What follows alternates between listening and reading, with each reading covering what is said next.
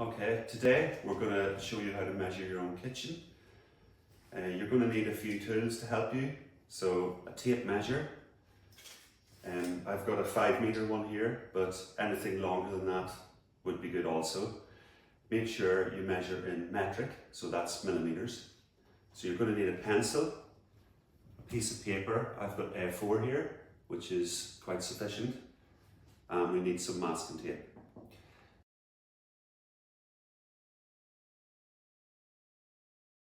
If you're not confident in measuring your own kitchen, please ask a professional or someone who's more confident to do that. And when you have to measure something high up, please don't stand on the worktops or on a chair. Make sure you use a step ladder and make sure you're safe.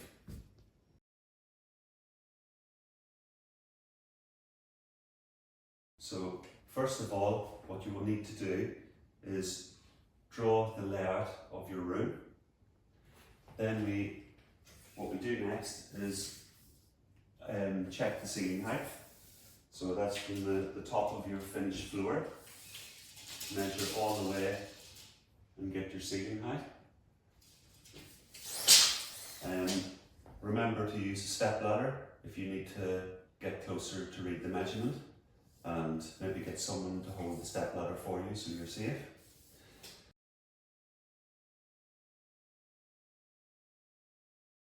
I always start my kitchens measuring clockwise, and I always measure from the outside of the architraves on the doorways. So just measure on the outsides, that's 90 centimeters, and then work your way around the kitchen, measuring this wall up to the window, again up to the architrave. So we measure the window from the outside of the architrave.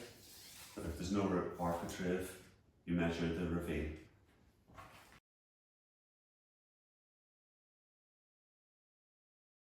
So the next thing that we're going to do is measure our windows and doors.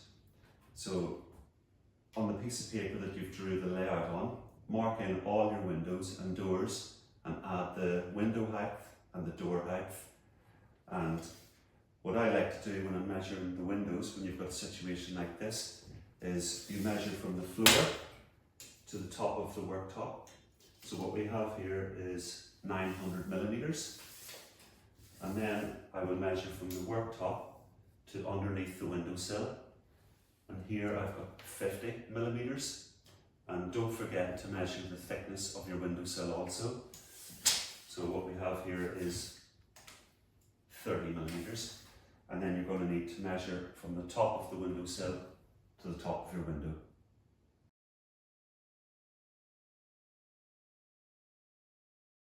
Masking tape is quite handy when you're measuring the kitchen. What you can do is just take off a piece and put it on the worktop or on a wall, wherever you're measuring. For instance, this wall is quite long, so my tape measure won't reach the entire wall. So I'll measure it in 2 sections. So I'll measure across to the masking tape, and I'll draw a line on it at 2 meters. You can do it at 3 meters or however long, a nice round number so it's easy to remember. And then you can bring your measuring tape to the other side of the room and measure up to the line. So my measurement up to the line is 3,450 millimeters. So you just add the 2 meters onto that, and that gives you the entire length of the room.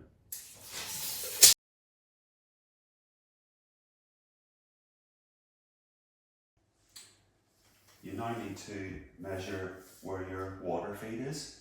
So for your initial design, you should measure up to where your original tap is, providing you want to keep the plumbing in the same place. Or if you want to move the plumbing, you don't really need to worry about this. The same goes for the electrical sockets. Like we've got some over here. You can measure them and put them all on the plan, but again, if you're going to have a builder come and do a full refit, you don't really need to worry too much about that at this stage.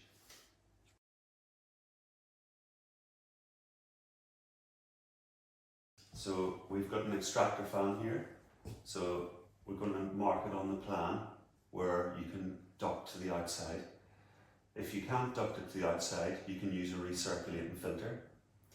If you are going to duct to the outside, just double check on the outside wall that there's nothing coming down like a drain pipe or something in the way, and just mark your ideal location on the plan.